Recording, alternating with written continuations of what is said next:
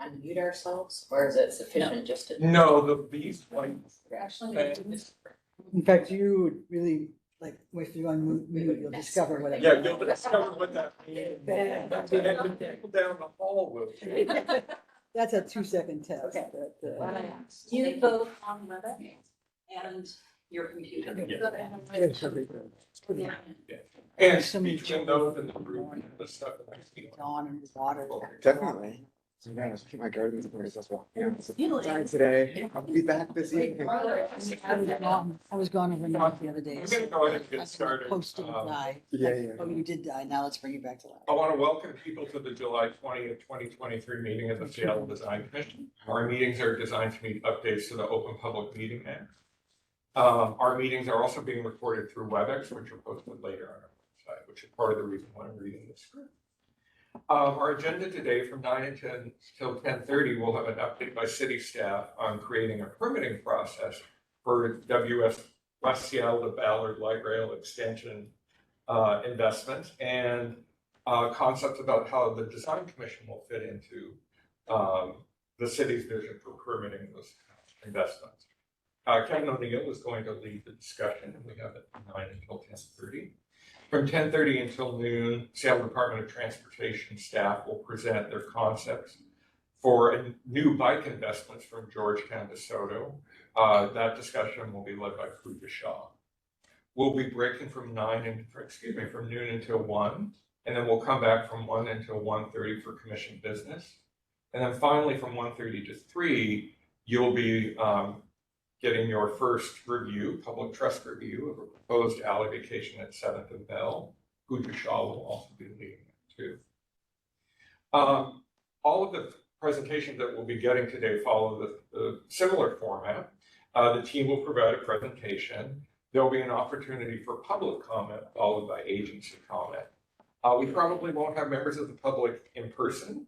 I'm excited when we do. I'm excited to see everybody here in person as well. We'll look and see, and we'll also make sure that if there are people attending the WebEx meeting, that we provide them an opportunity. Following that, each commissioner will ask clarifying questions. We tend to do in the room first, and then if there are commissioners who are attending virtually, and then throw it to them as well.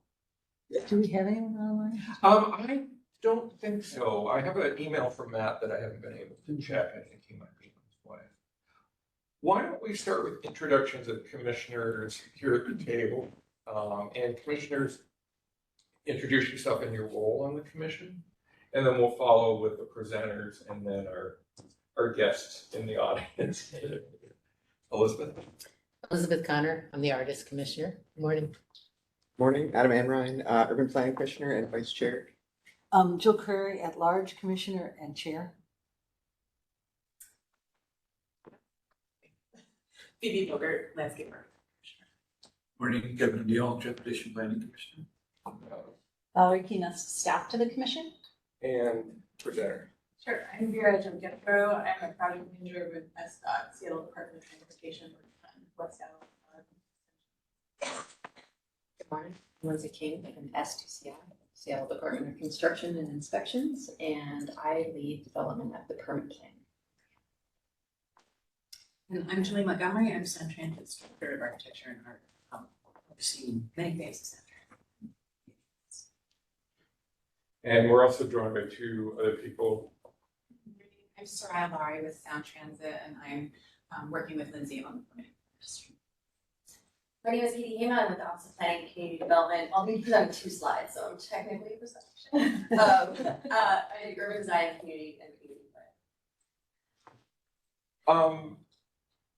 Commissioners, I do see we have a couple of people. They look like primarily people from project teams, either within the city or within Sound Transit. I don't know that any of them have a speaking role. Sandra Fan, Amy Chasnoff, and Aaron Doherty.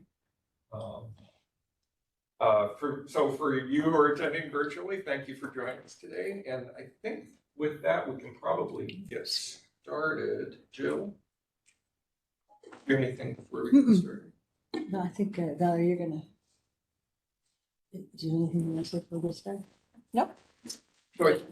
It's on you guys. I guess I'll just say that Amy Chasnoff is leading the, who's attending virtually, is leading the EIS process for the city.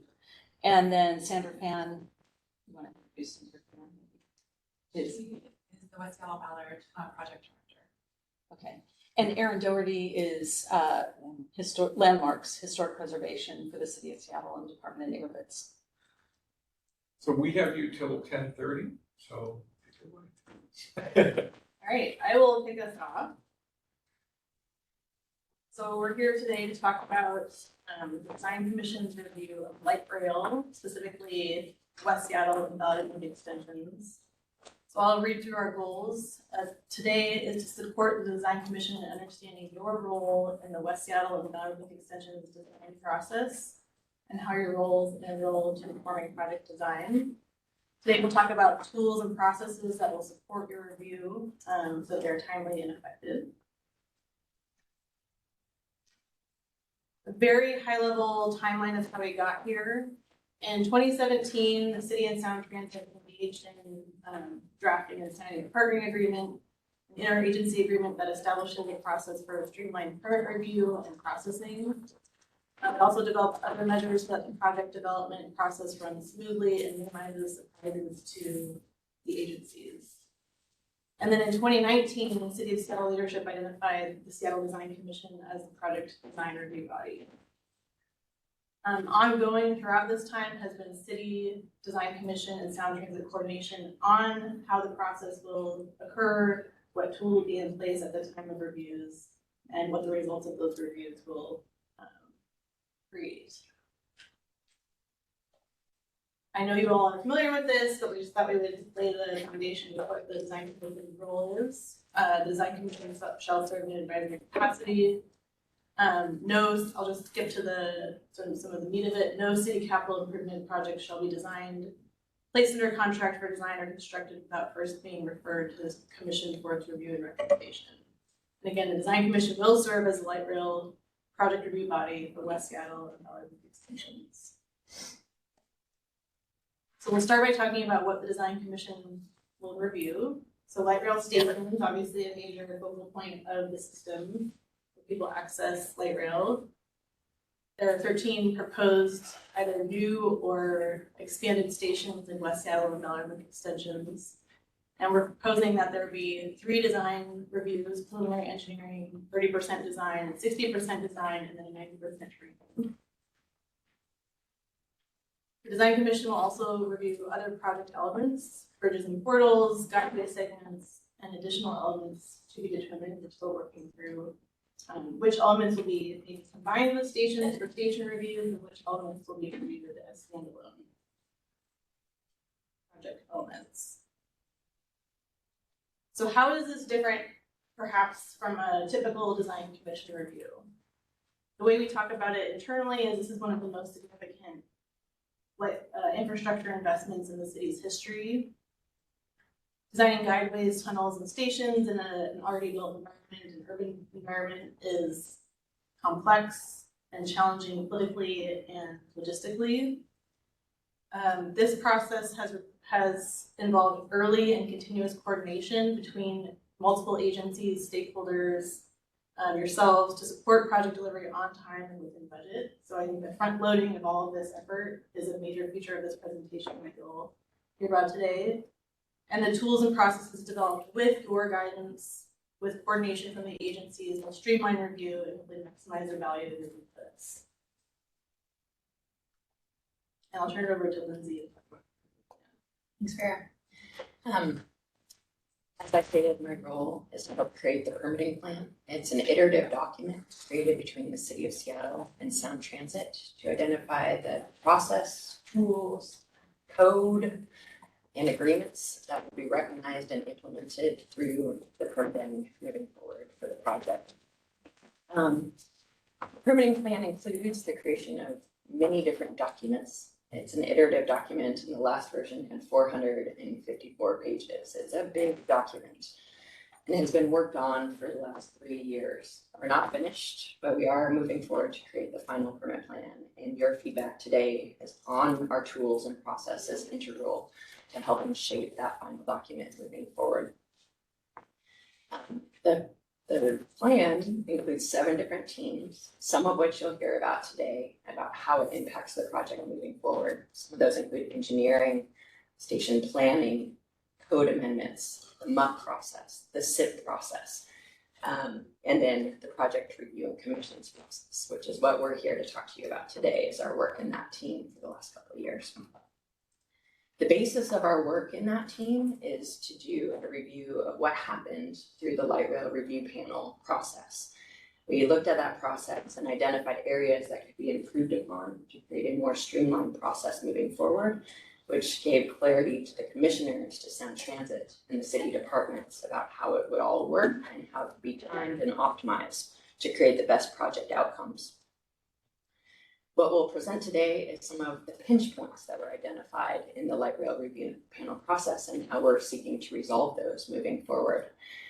Some of those include defining the scope of each one of your reviews, finding a way in the process to engage both agencies and stakeholders earlier to get their input and incorporate them in the process, so that by the time we get to permitting, that's not the first time you're seeing it.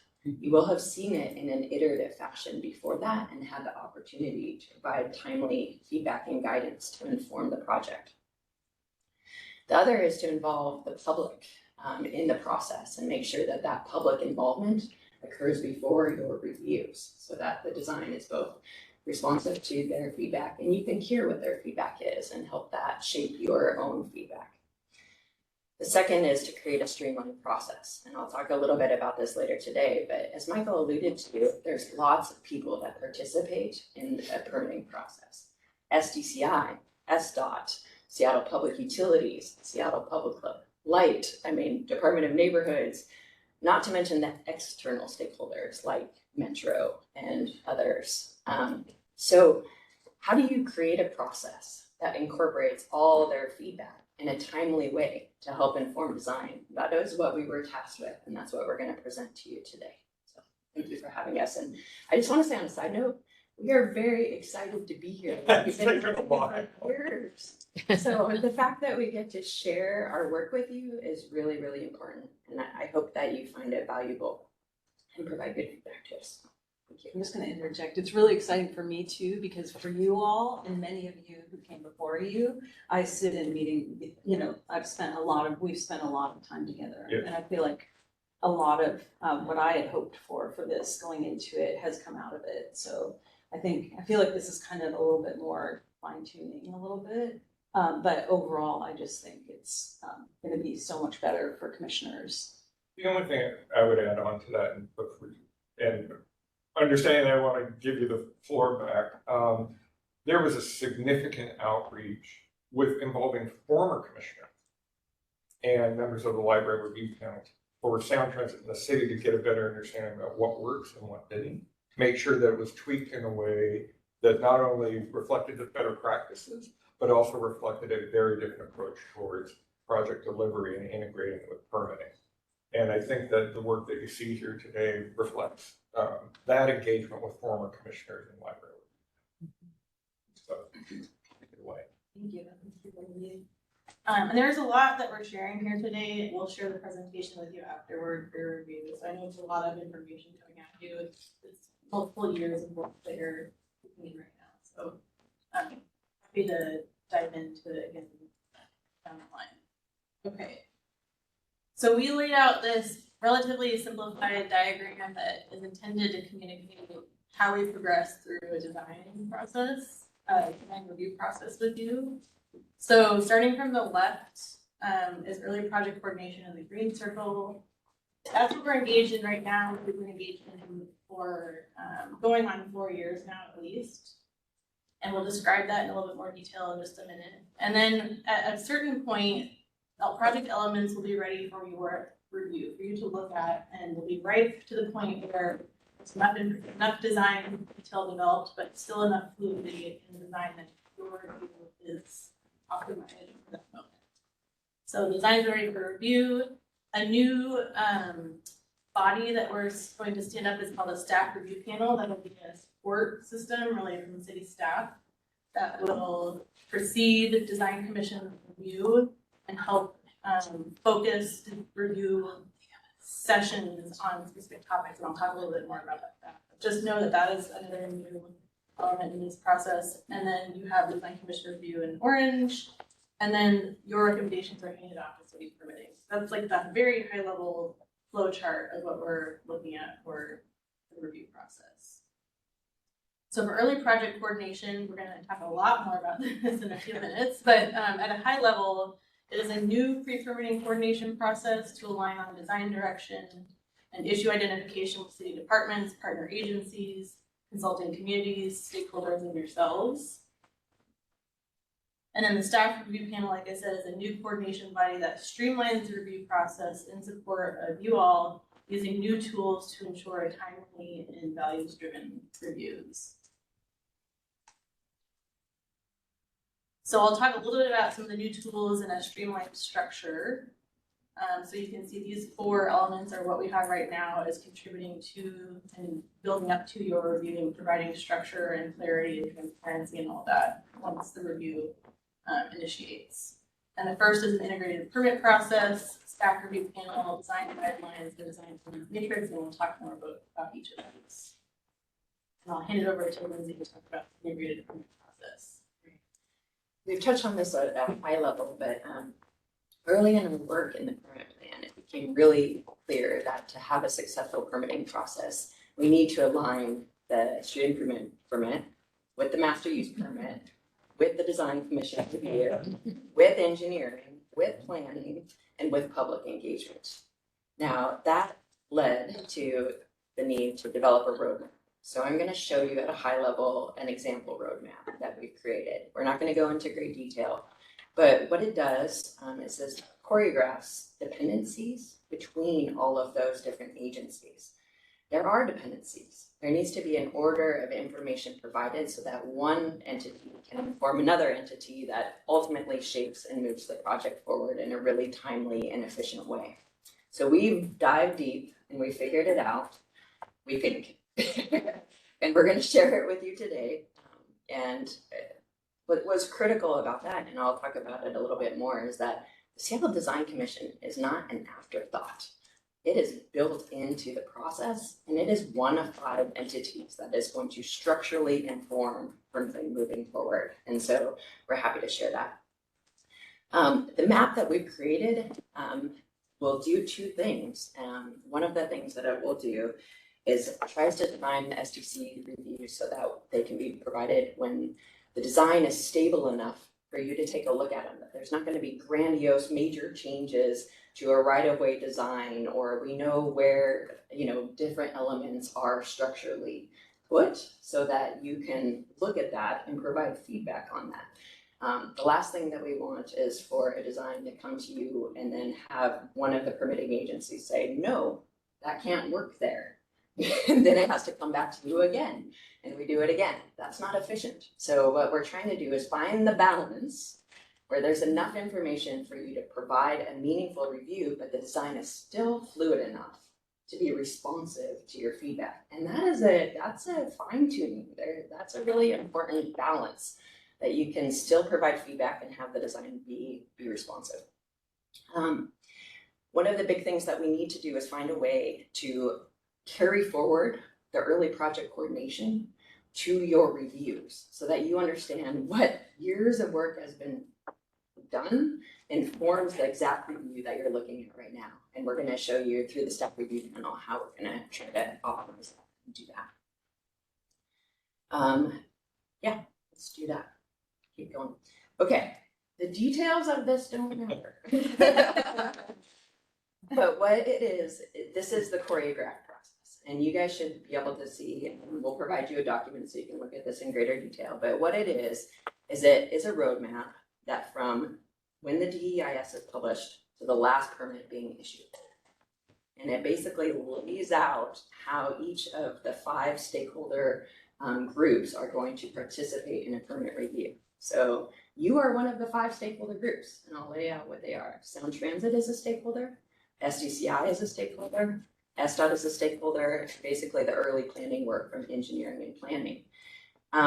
what is critical about this is that the left to right flow across this is oriented so that we hit that sweet spot where we give you stable design, but still fluid enough to inform design. So your review is going to either occur after a major milestone or before a major milestone, so that your feedback informs the project that gets submitted for permitting, for instance.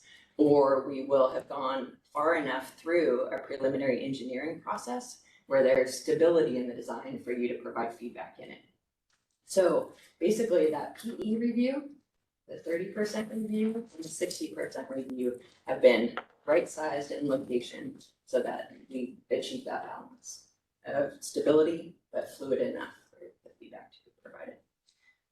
Let's see, I think that's all I'll say there. Yeah, thank you. Okay, so I'll touch on the staff review panel, which we've already mentioned here. So again, a new city staff structure that supports the design commission. It's intended to ensure continuity of all of this early project coordination through the design commission's review process so that we don't lose many years of work and good thinking that have gone into it.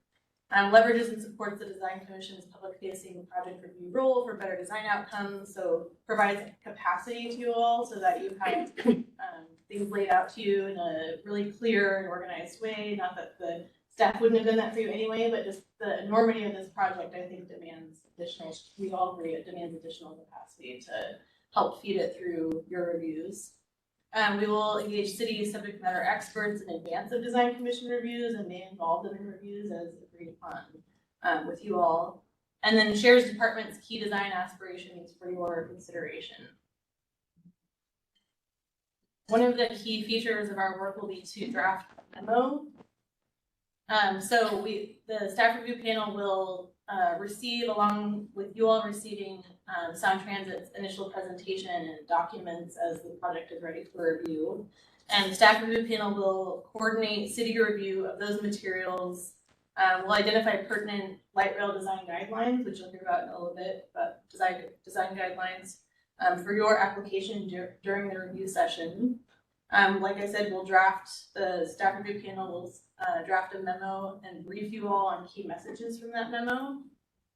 And then we will document your recommendations to be forwarded to the city permitting agencies. So that's a very simplified look at it. We'll talk more about that in more depth the next time we come back to you to talk about the staff review panel.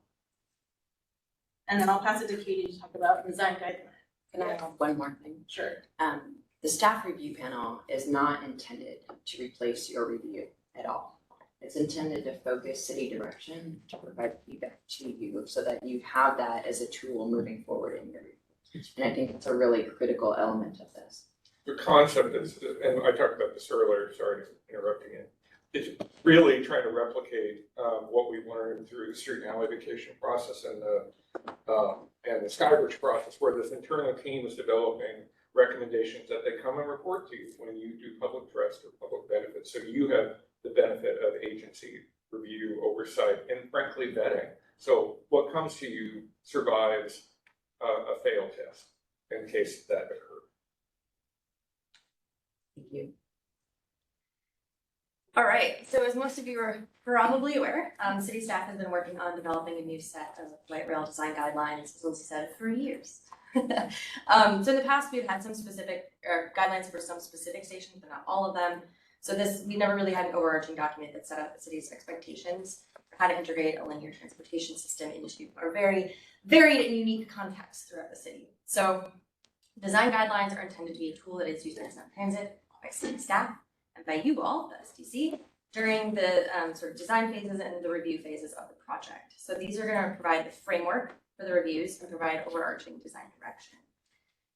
The guidelines really focus on the user experience as well as the experience of the surrounding community and how stations can best integrate and enhance our communities. We really are endeavoring to integrate equity to the best that we can into these design guidelines. We're stressing process and the RET outcomes, and it'll really be the role of the staff panel to help elevate those key issues and, as we said, and tie the guidelines that are the most relevant to those issues to help focus and frame your discussions. So I'll just say sort of the guidelines provide this overarching direction. Obviously, there's a lot of ways to meet sort of the outcome or the intent of a design guideline. So we did try to leave the flexibility for Sound Transit to meet that guideline within their design discretion.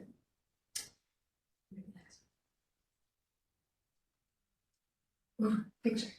All right, so just a super quick update as to where we are. So it's been a few years in the making. We've consulted with many city staff, many university departments, looked at best practices from around the world, looked at our own neighborhood design guidelines to understand different priorities throughout the city, researched how to incorporate equity into design, relied on some of our own design expertise. And we used all of this to develop an initial draft, which we worked through in some subcommittees with some of you here today and some past SEC members. We also shared that draft with Sound Transit, and we are getting their feedback from it. So we really do look forward to in our future public engagement, including efforts to, go out there and ask the public about what is important, what their priorities are in design, and incorporate that feedback into the next version of the design guidelines. So they are not complete yet; they are still in process. We still have more input to get.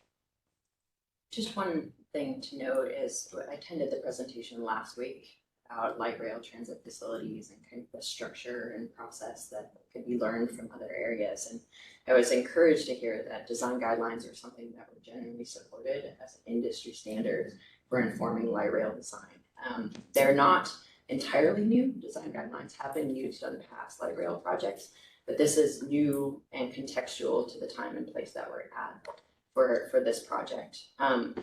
The thing that I did note about the presentation last week is that it not only is about creating design guidelines, but it's about creating champions for implementation of design guidelines, both within the project proponent and within the city. And so within the city, some of the champions you'll find will be on the staff review panel that will be looking at those guidelines and trying to focus, some feedback about where the design may be lacking relative to a design guideline as well. So thank you. Thank you both. All right, and I'll pass it to really to talk about the design elements matrix. Yes, thank you. And since we were just talking about design guidelines, I have to put in a plug for Sound Transit's Station Experience Design Guidelines, which we published last year, and some of you are familiar with those. So, we also have guidelines coming from a passenger experience perspective, creating good design while also making it maintainable and fitting into the city context. So and we've done a lot of work to try to align all those guidelines so we're all pointing in the same direction. So anyway, all right, now what I'm really here to talk about is this design elements matrix. And to me, this is the piece that really ties what Lindsay's been talking about of getting that STC review at the right time of the project with those design guidelines, what we want to fit into the city. So the design elements matrix is a spreadsheet.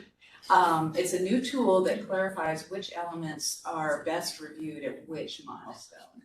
And again, those design milestones, the major ones for review are preliminary engineering, 30% final design, 60% final design, with that 90% briefing. And so the elements matrix identifies the results of the public engagement, and the RET has a topic for every meeting, so that's an assumption, that's a given. And then it also really helps pinpoint your input to the right phase of the project. So, while we're happy to hear information about maybe specific detailed materials at preliminary engineering, 60% final design is really the place where the rubber meets the road, and you've got to make final decisions about that. And then, let's see, what was that last one? Everybody can refer to this design element matrix, whether it's our designers, the commissioners here, the general public. Anyway, it's a great tool. Next slide, please. I'm sorry, what's RET? Racial Equity Toolkit. Okay, thank you. Yeah. So this is a small piece of the design elements matrix.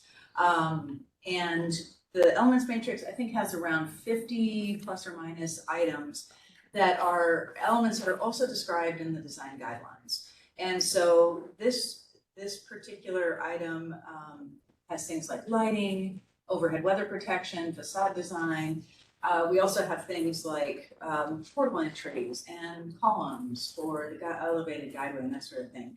And what we did was we looked at what are the key elements to review of that item at each of those milestones. And then in yellow, we've highlighted, okay, this is a really important key milestone. This is where things really come together and where we need your input. On this slide, most of these are showing at 90% and, 30% and 60%. And you'll see the 60% is a really key review, but then there are several things that are very key in preliminary engineering, sort of those broader circulation flows and various things like that. So if you haven't already got a copy of this, I think it's forthcoming, right? Are we ready to, okay. So anyway. You always get to check with your, Yeah. with your team. Right? So I will say this document went back and forth between Sound Transit and the City of Seattle multiple times, and it's really got lots of good layered information. And so anyway, I look forward to you guys being able to use it. The one thing that I want to say about this kind of iterative back and forth between the City of Seattle and Sound Transit, and I would say largely involving Valerie as well, is that this lays out an expectation for what would be presented in each meeting.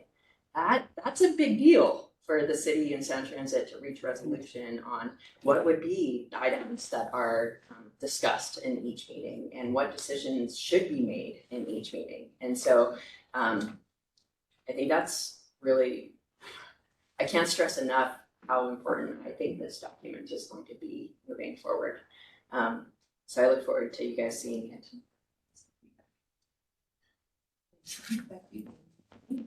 All right, so this is meant to tie together what you just heard about the permitting plan on the left, which is an interagency agreement on the whole process and schedule.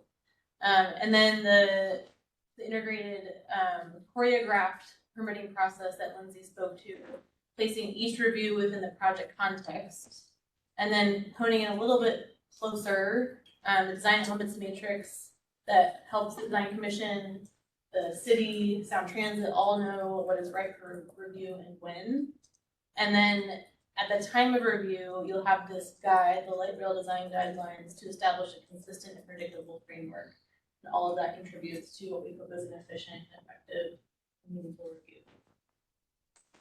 And I'll just walk through quickly an example. So we expect sometime next year, perhaps after many more steps are walked through in a variety of places, but at some point, stations will be coming to you for review. We expect, West Seattle will be coming first. Showing the example of the Delridge station here.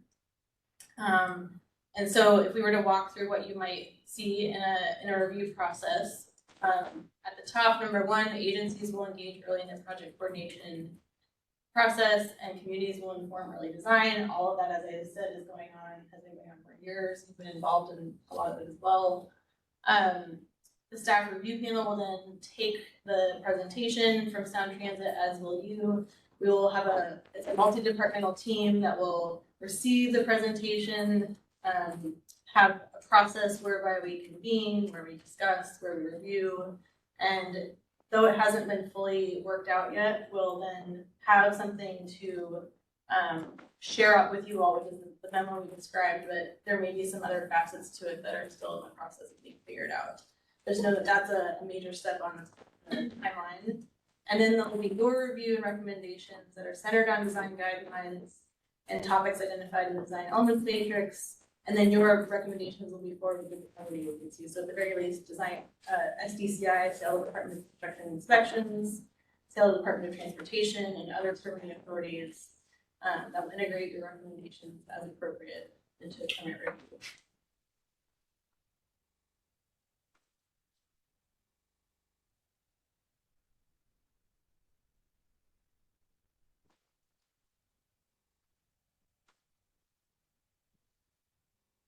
Oops.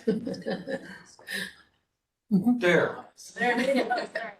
It's probably gonna flash back and forth because I pressed it. Okay. Just revisiting this diagram again.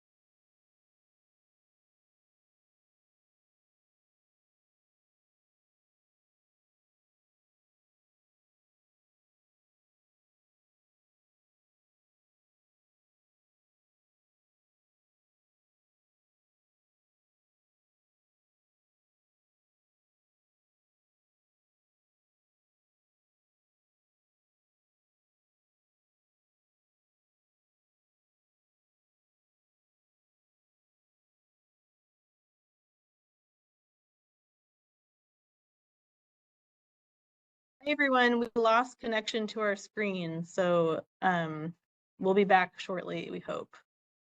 Michael is providing tech support.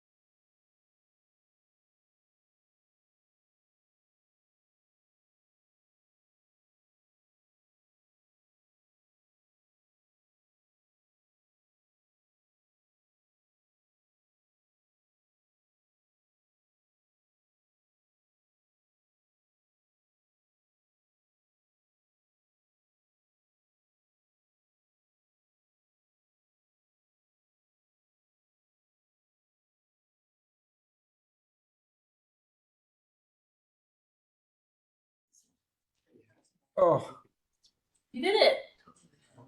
We're back. Wow. where's my drink? Yeah. Round of applause for Michael. Thank you. It's duties as assigned, so let's go ahead. Where do we go? Well, you have that too. How'd you think the donut? So we left off with. I'll ask permission. Slide 23. Yeah, I am waiting for it to show up on the. There we go. Thank you, Michael. You're welcome. Right, carrying on. Ready?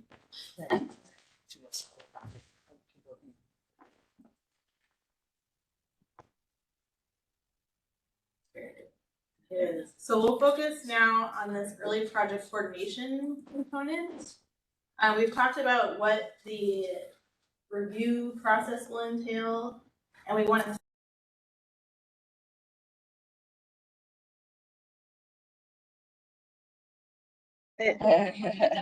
For everyone online, the screen went down again, so we're gonna troubleshoot here for a second.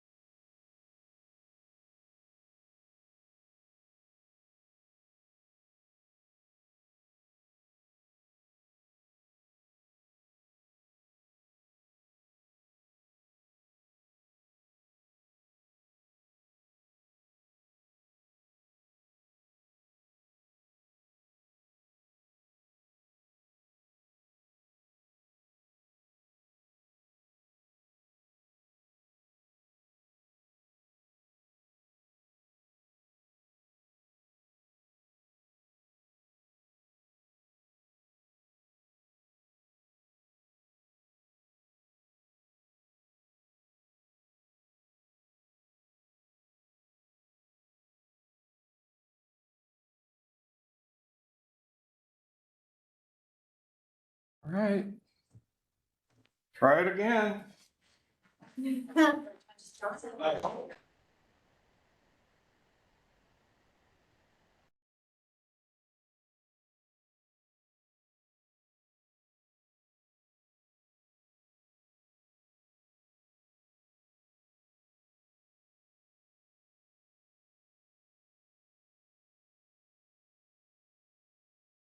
She's just gotta catch up on pages. Yeah. So we're just And gonna it's- wait till you get to slide 24. Is it delayed? Yeah, I'm on 21 and it's showing 6. And I'm moving through at a pretty good clip here and it's not responding. Oh. I see it from the phone. Oh, it's the screen there, so the people online can actually see it at the screen. Well, that's not so bad. Well, does, if we share screens, we could just keep moving along and not rely on the TV screen. Because, Do you have it, Adam? yeah, so. Okay, okay. I can't take notes anymore. Okay, Oh, I'll go back. There we go. okay, All right, there we go. so, we'll say the word again. That's causing our problems, but I will convey to you that we have done quite a bit of work as agencies. That all of this that you're seeing on the left is what, these are multiple streams of work that have contributed to what will ultimately be the product design that you see. And so we'll relatively quickly walk through each of these and sort of how they've informed project design. So the next slide, please. Valerie. And at a very high level, we, the racial equity toolkit outcomes at the right, where that we're actively using, provide guiding principles for project design. Then there are some components that are specifically responsive to people in place, so community aspirations, design guidelines, et cetera. And then there are a series of codes and standards that are more, let's say, stable and continuous from before the project and will persist after the project, that are meant to maintain city policies, et cetera, and how the project is developed. Next slide, please.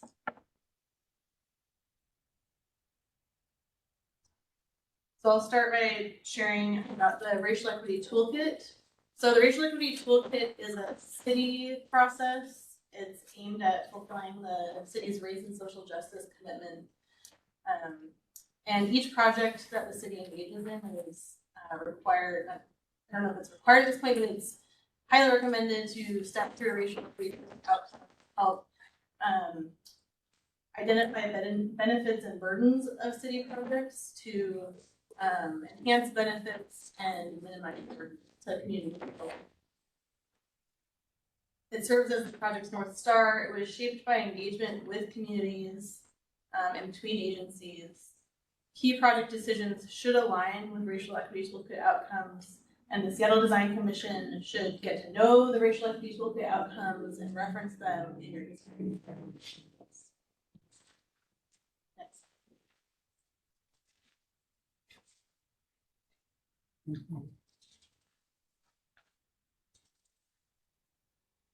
So community aspirations shouldn't be anything new to you all. There's quite a bit of community engagement that the city and Sound Transit, and I expect you all and other entities will be involved in relative to and around the West Seattle and Valley Lake extensions. The intention is to involve communities in project design so that the process and project addresses their needs to the extent that is appropriate. Also to interpret and apply the racial equity toolkit outcomes for recognizable benefits for communities of color. So we have stated outcomes, but how they're actually applied and interpreted needs to be worked out through close coordination with communities. Community engagement informs place-based design direction for stations and project elements, informs public realm design and programming, transportation network elements like bus stops, bike parking, pedestrian amenities, guides transit-oriented development, the program, the outcomes, how TOD fits into neighborhoods, and then helps shape the regulatory framework for light rail projects. So shaping design guidelines and development standards, and there will be engagement on the development of both of those things. Next slide.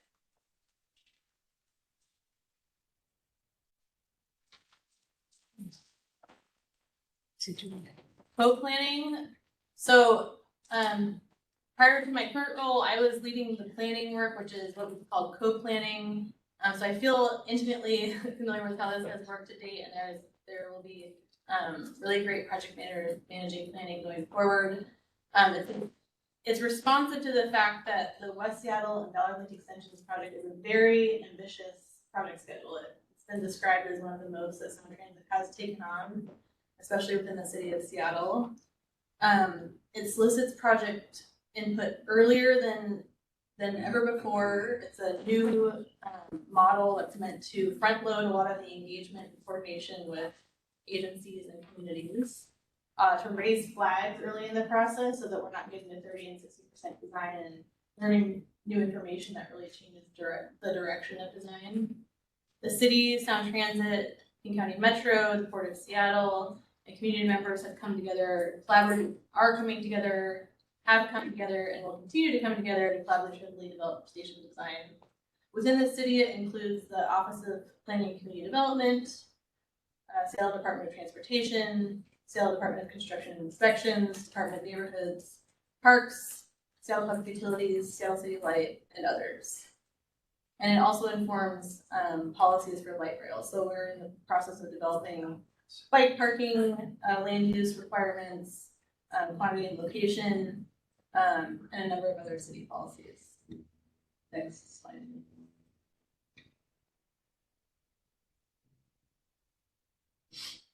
There are also, as you all know, as professionals, a variety of engineering constraints that will determine some more firm or solidified project design conditions when the design arrives in the design commission's review. Just acknowledging that it's as you all know, a very technical and challenging project designed in a highly developed urban environment.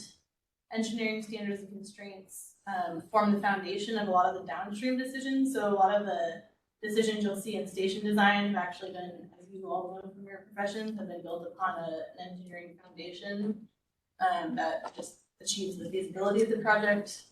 There has been and will continue to be very intensive interagency, interdisciplinary coordination between planning, engineering, environmental, permitting, to make sure that the engineering work doesn't preclude key community aspirations and city values-driven goals for the project.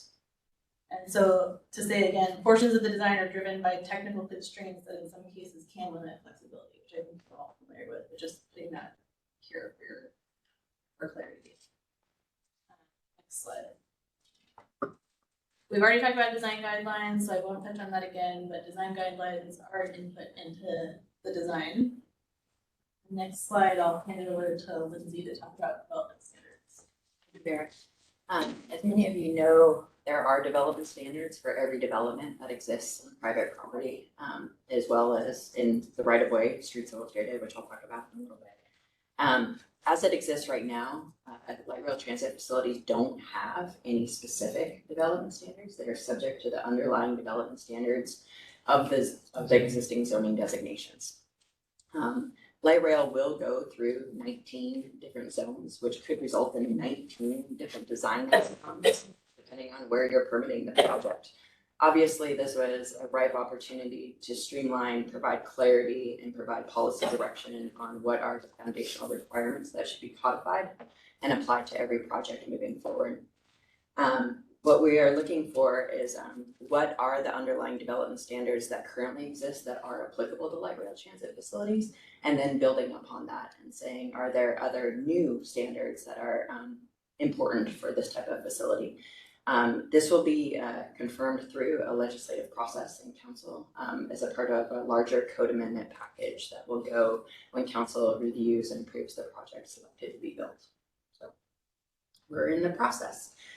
There are, many examples of what development standards could be, but we list some of them here: bike parking quantity, street level development standards like transparency and blank facade, solid waste and recycling standards, as well as, some of the logistics of just requiring right-of-way improvements generally. And so we've been working both internally with Sound Transit to develop a list along with the language that can actually be applied to the stations moving forward. And if I can add, I feel like through that process, we actually worked through some items at a programmatic level that rather than doing it at a station by station level with you guys, we've resolved some, quite a bit of that. And so it was really fantastic to have that opportunity. I can see why there were so many issues previously in the ST2 projects. And we're very hopeful that a lot of those got worked out. So we can look at other things for the future. Historically, Sound Transit has had to ask for waivers or modification to development standards that exist in the underlying zone that they just can't apply to or aren't appropriate to a linear transportation facility. So this tries to remove that hurdle. It should be noted that development standards and design guidelines have a reciprocal relationship. Development standards are quantifiable. They are something that can be measured and applied system-wide on a plan set, whereas design guidelines are more of the aspirational, the site-specific response to context. And so we want to codify the baseline set of requirements in the land use code, but then provide the ability through your review with the design guidelines to say, how does it fit in this place and with the policies that are being established so that you can provide design feedback that is contextual to a location. Oh, Valerie. Is it possible to wind up at 10? So we have, because we only have to have about a half I an think hour. we have like Yes. 5 more Okay, slides. thank you. We should be. Okay, so just to kind of the other side of the coin, land use code establishes the development standards on private property and specifies that right-of-way improvements will be provided. Streets Illustrated really talks about how those improvements in the right-of-way are designed based on complete streets model and with specific standards and specifications that need to be met. And so I won't belabor the point, but Streets Illustrated is still a tool that will exist and be utilized for the project moving forward to provide direction about right-of-way design. Go ahead, Valerie. And just for commissioners, we're hoping to have the Streets Illustrated manual updates that need to occur specifically for these investments to come to you as well, because obviously you care about what that looks like. And when that work is available, we'll work with ESTA to see about presentation. As a part of our early work, it's been noted that sometimes the city and Sound Transit have a need, responsibility, or desire to specify an agreement between one another. This is something that can't exist in code because it is site specific, but it is something that we want to establish as kind of a baseline understanding for the project to move forward. And this, can fall in any realm of things from, resourcing agreements to engineering understanding to certain ideas of planning and how the planning policy will inform the development moving forward. So those will all be something that are added to the permit plan for continuity and durability into the process moving forward. So I'll stay there. Go ahead, Valerie. Yeah. So we talked a little bit about the environmental process that is also paralleling both the co-planning and the engineering and the creation of the permit plan. So Sound Transit is lead agency for both NEPA and SEPA in their EIS review. The city plays an important role in commenting and participating in Sound Transit's work here for a couple of reasons. One, we are the holders of SEPA substantive authority at the time of permitting and have our own SEPA policies. But even more so, the goal of the EIS environmental process is to alleviate, avoid, or minimize impacts by the evolution of design to help mitigate impacts that are identified. And so the EIS will identify topic and location specific measures that mitigate unavoidable impacts. And some of those do have design outcomes. And so it's important to understand that that is going to be a part of the project moving forward, is that there are going to be some environmental requirements that need to be implemented through design at the point of permitting and could inform your guys' review as well. One of the goals of the staff review panel is to highlight where that may be appropriate in your review and to share that information with you so that you don't have to comb through a multiple 1,000-page document to see how that document, informs the specific review you're looking at. And that if something has been identified as mitigation, is something that we need to as a baseline condition for the project. project moving forward.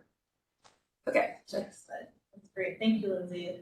So we are our last two slides here. I'll just summarize in saying that early project coordination, this really robust multi-year effort, integrates equitable outcomes, provides really understanding of stakeholder needs, supports early collaboration among agencies, which is a feature of this process that's a bit of a departure from past processes between the city and Sound Transit. It's really very robust and intentional that we have spent all of this time coordinating and collaborating on station design and other discipline coordination.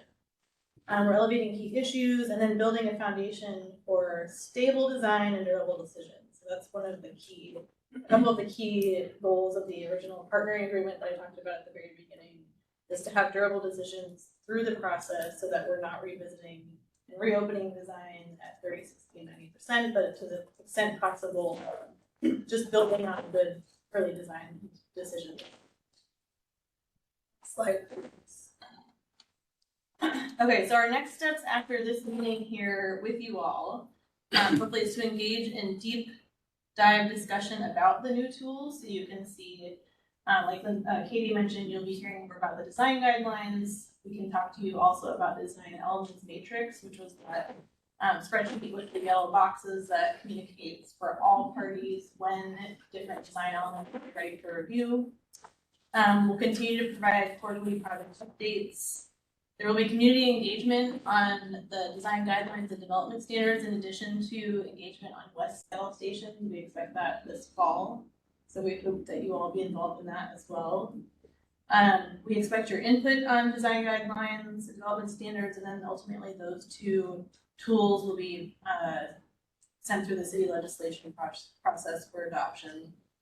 And then, as I mentioned earlier, we expect your first station reviews or project development reviews to be in 2024, roughly in the time frame of a year plus from now. Next slide. This is our last slide, which is questions for you. And I'm sure you have questions for us, but I'll just share these, which are how will the Design Commission approach reviews to prioritize equitable outcomes in line with the Racial Equity Toolkit? What questions do you have about the tools that we've talked about in the process, and what additional topics that Design Commission? So I'm sure we'll talk about that, but I wanted to front load that. We wanted to front load that question about how Design Commission can incorporate thinking on equitable outcomes. And we didn't lose it. No. It's 10 o'clock. So I don't, just to people who are attending virtually, it looks like pretty much everyone are representatives of agencies and not seeing anyone from the public. If anyone in the public is listening and want an opportunity to comment, we'll make sure to check back. Just raise your hand so we can recognize you. Kevin, I don't know how you want to proceed. In terms of Ready. questions, discussion? Yeah, I think so. First of all, thank you for the presentation. I mean, I know from experience, there's nothing simple about any permitting process, but this one is like, I know we're just seeing the tip of the iceberg on tremendous amount of work. So I think what we'll do, we have a half hour. We're going to go around once and ask to sort of combine clarifying questions and discussion. So we'll each have a chance to ask clarifying questions first and then offer comments. And I think Iris has teed up some issues around which we can make comments. I think some other things that Valerie suggested are just, do you have comments generally about what you've heard? Are there things about the process and tools specifically you would like to comment on? And is there any additional information that would be helpful that the staff could bring back to us next time? So I think that would be sort of a good way to sort of, and you don't have to address all of those things, but those are the kind of things that I think we're looking for comments on. So clarifying questions and then comments. So Matt, you want to start it now? And can I just add really quickly, I'm also really trying to figure out where are we gonna spend some more time and what can we let go at this point? Yeah. Wait, I didn't understand what that meant. So of everything that you've seen, where do you want to spend more time looking into it a little bit more, and where are the things that you're kind of good with and we're gonna, Got it. yeah. Okay, thanks. Okay. Sorry, I missed the beginning of your presentation today. One question I have, which may or may not be relevant to this discussion, but could you explain when in your process of design of a station, how and when do you bring on the rest of the design team, architects, landscape architects? When does that happen relative to, your process of the development of design of a station? Yeah, I guess I can take that one. Yeah. We have one team that's engaged throughout preliminary design, through preliminary engineering, and that includes environmental work. And so, as the environmental work finalizes, we have the final EIS, we have the Sound Transit Board's record of decision, then we go into hiring our final design teams. And so that might mean like a GCCM type of process, but it also might mean a design build process, even though we're looking at that a little bit less for stations at this point in time. Mm-hmm. And so it's so at that point in time we have kind of a dovetailing of the preliminary engineering team who's still on board, and they're helping us provide documents to then hire the final design team. So in our element matrix and the reviews that we're laying out, that preliminary engineering review is when it's still with the preliminary design team. And so it's the 30% review where you're seeing the first submittal with the final. And sorry, then what disciplines are involved in that preliminary design team? Architecture, landscape planning, urban design. We still have pretty much all the same consultants. However, they're looking at it at a different level, right? They're looking at it more at the planning stage versus the final design stage. Matt, any comments you want? Well, I guess the reason I was asking that question is I think the best outcomes that happen when the different design disciplines are collaborating really early in the process, right? And so in order to really get design solutions where the engineering is really intrinsic to the other outcomes, design outcomes related to user experience, civic design, neighborhood context responsiveness, like those things, work better when there's early integration rather than sequential baton passing, I guess. That's it. Can I Yeah. comment just real quick? One of the main reasons that we added the preliminary engineering review, the review that you guys don't currently have, is to provide the ability for you guys to comment earlier in the project so that your comments follow the project to the final designer and are considered as the final designer, and it takes the baton and starts the final design. So your comments aren't first being provided to the final designer, they're being provided to the team that then carries them forward through the final design. And that's a pretty major shift in the design development process. Thank you for all this. I have a question that follows up a little bit on what Matt said. How are architecture and engineering associated throughout this whole process? So they are working together throughout the whole process from a couple of years ago, through the project, and you can't have one without the other really. So currently there's a team of architects that are working to help plan out the station areas and see how the station architecture can respond to the neighborhood in a more building blocks kind of way, right? They're not designing specific details for the stations at this point in time. So they're working to quite a bit together. There are interdisciplinary meetings and sharing of documents and all that kind of thing. So they're already in the process of that. And who's in those interdisciplinary meetings? So that would be everything from the civil engineering to the landscape to the architecture to the planners to our passenger experience group. There's a lot of coordination going on. That's very helpful to know. Is there where does the overall system come into this process? which is something we're all gonna experience. Are you sort of referring to our effort to standardize our stations as a overall system? Is that the type of thing you're? Well, or not standardized. Yeah. Either way, you know, Yeah. how I as a person would both see that Mm-hmm. and experience that as a user. Right. So there is a lot of thought being given to how does the sound transit, you know, everything we build, how does it fit into a system? And that's not just for Seattle, of course, that's going to Everett, that's going down to Tacoma, that's eventually going on to Issaquah, right? And so we are thinking about that and working on it. Within the Wsble Ballard team, they're already trying to look and see, okay, how can we make our stations more readable to the users and more consistent to the users, so that as you enter and move through a station, you exit and leave, that there's some predictability to it. As we know, the system that we have currently works quite well, but from one station to another station, there are quite a few differences. So we really want to make that more consistent for our passengers to be able to navigate, for us to be able to design it efficiently and maintain it efficiently. And so then, as far as designing the look and feel, we are on the verge of getting a contract put together with a consultant to work on that and do some engagement around what does that look like, so that we have a really good basic design for the stations that's flexible for the areas, that still allows opportunity for neighborhood identification, that sort of thing. That's going to be about a 1.5 to 2 year long process. And so we do expect to integrate some of that with the Wsble Ballard project.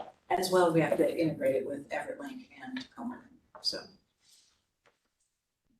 Lindsay, you mentioned the champions, and I'm wondering how those champions figure into this process, because you mentioned who they might be, people who steward the project through many decades, right?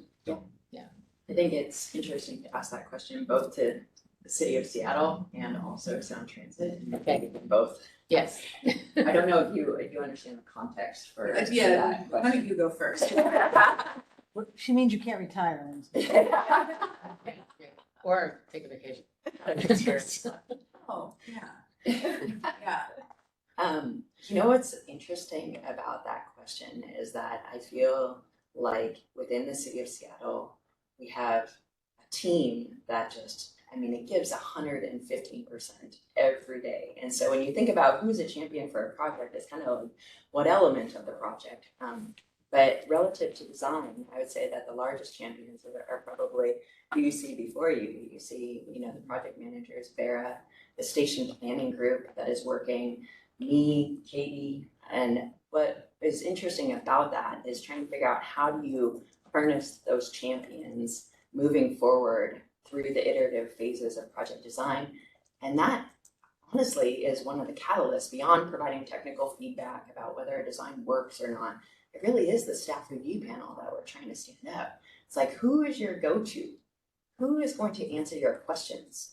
You know, you can't go to Seattle City, you know, each individual department to try to say, does this design work? And so we need to give you a forum that is your direct channel with all the breadth and knowledge, and putting it forward in a way that is absorbable and able to be implemented in your project reviews in a really efficient way. You guys don't have 40 hours to think about.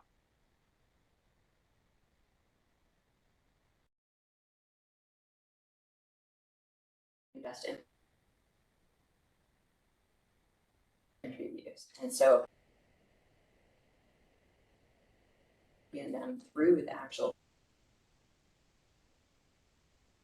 your go-to group of folks is what they are being designed as. And so that's the goal, is to create champions in the city. So from the Sound Transit side, you know, we definitely have some very key folks. We have our project leadership. We've got the executive director, Hagel Ridge. We've got project director, Sandra Fan. We've got various leaders on the project team. We've got people like myself who are leading from the standpoint of a more programmatic stance. And I think it's really important to think outside of those individuals And what is the system that's being set up so that the projects can stay on track, so that these durable decisions and stable designs can live beyond any one or 5 people. And so on the Sound Transit side, we've got some really great core values that we talk about nearly every day within the agency. Passenger experience over the last 5 to 6 years has really grown in the consciousness of the agency. And so, you know, we're really inculcating people with this idea that we're doing this for the people who are going to use transit every day. And I think that that then helps, you know, bring people's minds around so that we're not thinking about any one discipline, you know, no engineers thinking specifically, or hopefully, you know, they should be thinking specifically of their discipline, but in the context of what's our big mission. We're bringing transportation and improving the urban and built environment for all in Seattle and the region. So that's my answer to the. Thanks. Valerie wanted to know what else we'd like to see, and I would really appreciate, as early as possible, more three-dimensional images of what's coming forward, even if they change. I mean, and the word iterative, I think, actually does apply to a project that goes on for decades. So I think for us to actually have a sense of the spatial quality of the entire system, everything that's being built, how those things connect, how the people transfer, you know, what is the user experience in terms of three-dimensional space. And I also just have some thoughts about the matrix. I'll say really quickly that I think the integration within the integration that you have listed at 90% actually should be happening much earlier, but which relates to these interdisciplinary teams. I think I had one more thing, but I may have forgotten it. Go. Thank you. Elizabeth, were you on that 90%? Does this relate to art? No, it relates to everything. Oh, Yeah. okay. And I will say that integration is happening. It's just when we put it on the matrix, that's where, you know, sort of the latest date for STC to really be, you know, that's the best latest date for the STC to be really providing. After that point in time. Yeah, I think so. I think we should see that earlier. I think we should see that integration Yeah, right. earlier. Well, actually, that's a good point. And I think, you know, that we've got this more clarity that 90% is more of a briefing and confirming that the designs have met all the previous items. I think that's a good point when we revisit the matrix and some of those. Actually, this does relate to the other thing I was going to ask about. I think, you know, we do know about constraints and guidelines and matrices. I think constraints, if those kinds of conversations are going on in an interdisciplinary way earlier, then constraints and problems and mitigations, et cetera, could be opportunities. And I think that that word should actually show up in mitigation and engineering. Everything's a constraint. Every public project has its constraints. So what you know, how are we most creative within that? Are you sure? Okay, I'm gonna shut now. Okay. Great, thank you.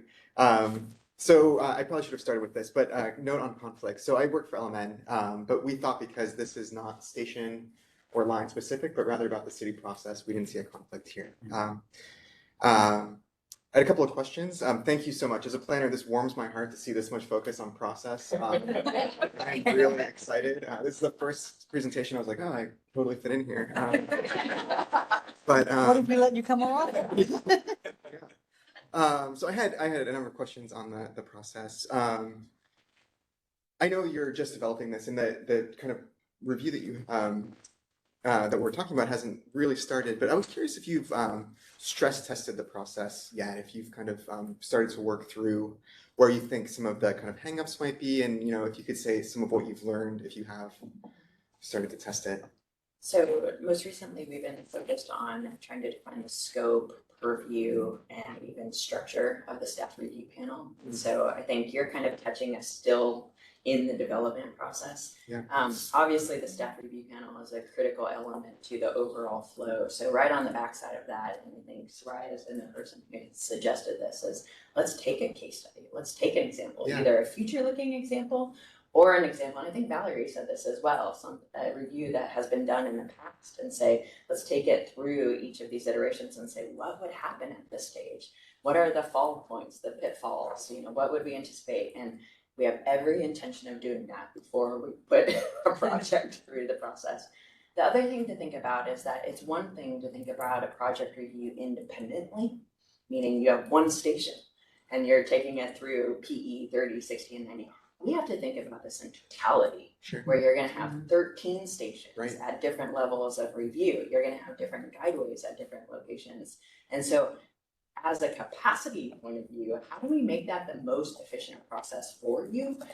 Just because of the level of effort anticipated. And, Michael has suggested this as well, is that we need to really think about where the value is and make sure that we're creating a process and a review structure and topics that add the most value to the system and provide you guys with, the enough, but not too much to try to focus on with the system. So as far as like the stress test, I think it is on multiple levels that we need to do that. And that's something that we haven't done, but we plan to do.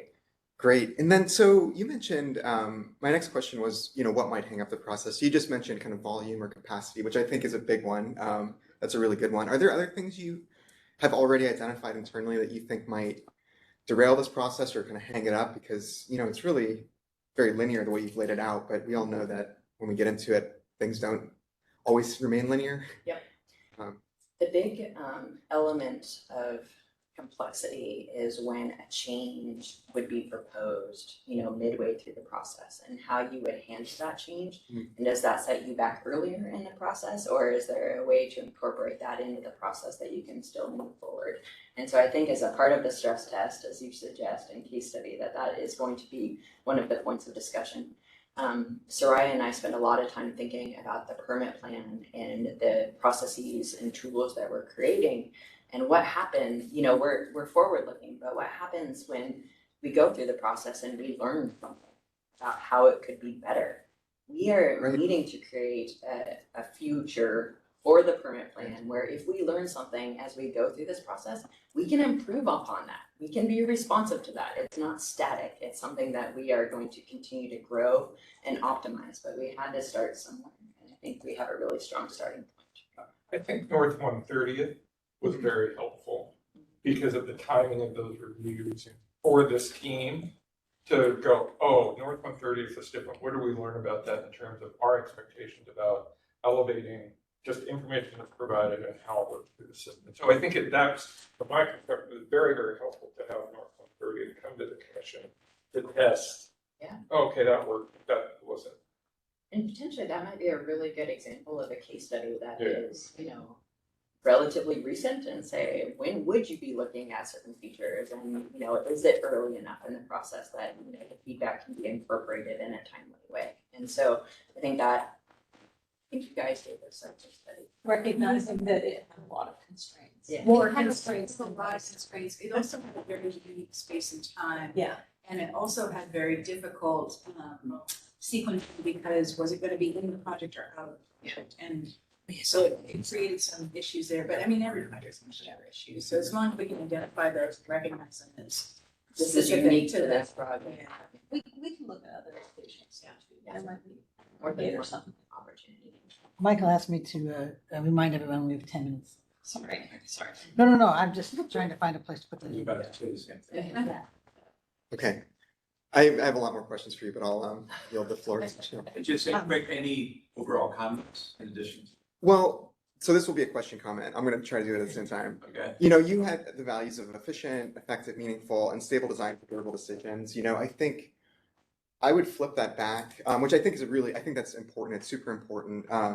But so I would encourage you all to think, because I think in these processes, often it's probably not the STC that's making the design unstable. There's external factors on both of your sides. And Sure. so I would encourage you to think about, what might change on your sides that make it not durable. And I think it's just what you were saying, how is the process then nimble to respond to that so that we have the same goal that you do, which is getting this built. And so that we don't get in that kind of death loop or, a spin, that we can keep the process moving forward when those things do change. So, yeah, thank you. So I have a question of who is on the staff review panel and how soon it's going to get started. But we don't need to spend a lot of time on that. Just know that we were interested in that and you could let us know. And to the extent that the staff or the commission can be involved, I think that'd be great. My bigger question, Mallory, can you go to 21 or 22, wherever that, because I don't know if you really meant this, but it looked as though, Julie, that the sound transit design guidelines are layered into the matrix, and then the OPCD ones are like a filter at the end. And I'm wondering how you're going to balance these two sets of guidelines. Oh, yeah, okay, sorry if that was a little unclear, but, so the matrix, and probably the way I sort of went off script and talked about our station experience design guidelines. You like off script. Oh, okay. So the Sound Transit Station Experience Design Guidelines are, a requirement from Sound Transit. The Seattle Design Guidelines, Light Rail Design Guidelines are going to be a requirement from that end. The element matrix is based more on the city's design guidelines and those, the items that the city's design guidelines talk about. So, and then where the Sound Transit design guidelines come in is that in that review process through the matrix, we've used all of our, not just the station experience design guidelines, but even just our process in general to inform what's in the matrix. So now we expect our consultants to be designing to those Sound Transit Station Experience Design Guidelines. When the Seattle guidelines come out, that's another requirement that the team will have to go into. And so the process that we've done to, they've shared the draft guidelines, we've provided some feedback. That process is meant to help integrate all those pieces together. So does that help? Yeah, and I just think we all want to avoid dueling guidelines. Yes, we do. And I think your matrix will be more effective if all the things that matter to your stakeholders show up on it. So for instance, we've provided you with our equity in the public realm. It'd be nice if it showed up on it and we could point to it. Because I think, everybody inside and feeling like they're a part of it is always a really good thing. Even if you just treat the words of something so that people can see where they show up. Yeah. And then I would just say that in terms of future things, I think we would be willing, we could put a little subcommittee together, we could drill down on design guidelines. We could put a little subcommittee together and drill down on the matrix, for instance, too. So we'd be happy to be some external eyes to help with the integration, of all those pieces. And then, I think I was sitting in here in 2017 at some of the kickoffs for this thing. And I just thought, well, I don't have to worry about that. I'll be retired by then. But I mean, this is a massive amount of work that you've done to get to here. This is a mountain you've already climbed, and your reward for that is higher mountains. Instead of long vacations on the beach. Yeah. But thank you very, very much. That's really my last. So I'm going to, in the interest of time, think it's a question, but I'm not sure exactly if it's appropriate. So I apologize if it's not. I ride the light rail a lot, to the airport, back and forth, all the way to UW, my mostly daily commute. And one thing that I feel, and I've seen, a lot of people come from the airport on the light rail, the cleanliness and just hygiene and care of our existing stations. And it goes from escalators, which are perpetually not working, to just gunk and messes on the floor that people have to step up over and around for days. I don't know where that lives, but it would be, we can design an amazingly beautiful station, and if there's vomit and stuff all over the place, which sometimes there is, it's just not an enjoyable experience. And I like that you said about, we're designing these things for the peoples at the end, and it's the daily users and families that want to take their kids, and there's just like a percent, it's almost like the book broken window theory. There's no lecture here at all, by the way, I'm not trying. I'm just wondering where we can incorporate that into the budget, because I think I asked at our last, one of our last meetings, like who is responsible for that? It sounds like it's Sound Transit. If they don't have the budget for it, or if it's just not being done. But I'm not sure that's a question or a comment. Well, I David guess. asked me to comment on. So, so I've got two things to share about that. One is about, what's in store for cleaning what we've got.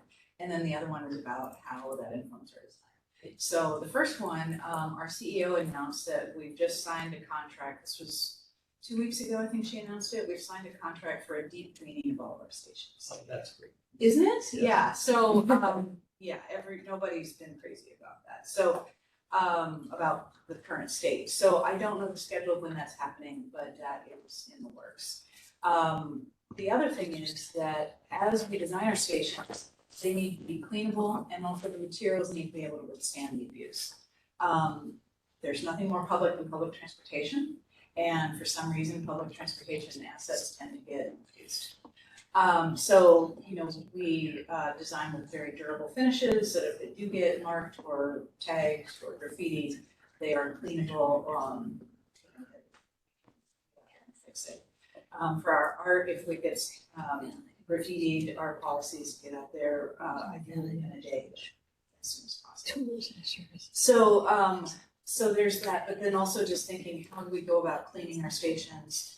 You know, our stations are completely open except for between about 1 and 4 a.m. And our electrical wires for the trains limit when we can do certain activities in the station. So we're keeping all that in mind as we are designing our next wave of stations. And we work actually quite closely with a facilities group that deals with the maintenance of those stations. We've learned a lot, and those have been incorporated in the current. It's great to hear. I'm also very impressed with the complexity of what you put together here. So I wasn't part of the early planning, but looks great. Okay, I'll be quick because I actually think that Jill hit what I was thinking about, which is I made a list of, you know, all the kind of the different parts and pieces, and noted as well, you know, the potential for dueling guidelines.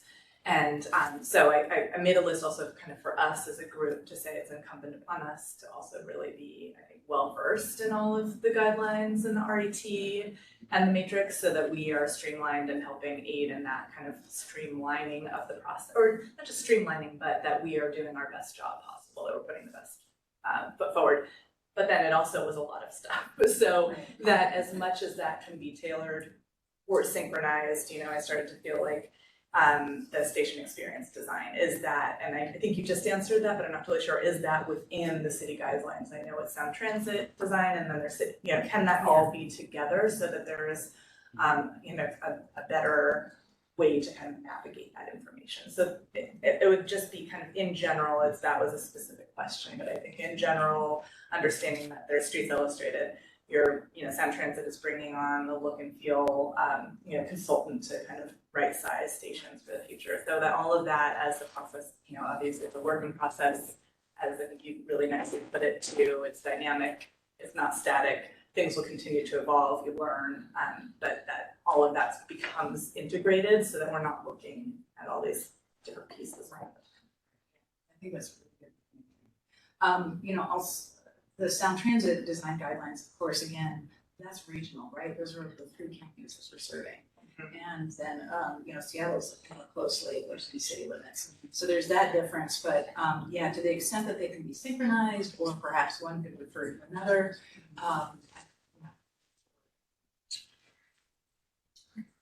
Could I ask one more question? Sure.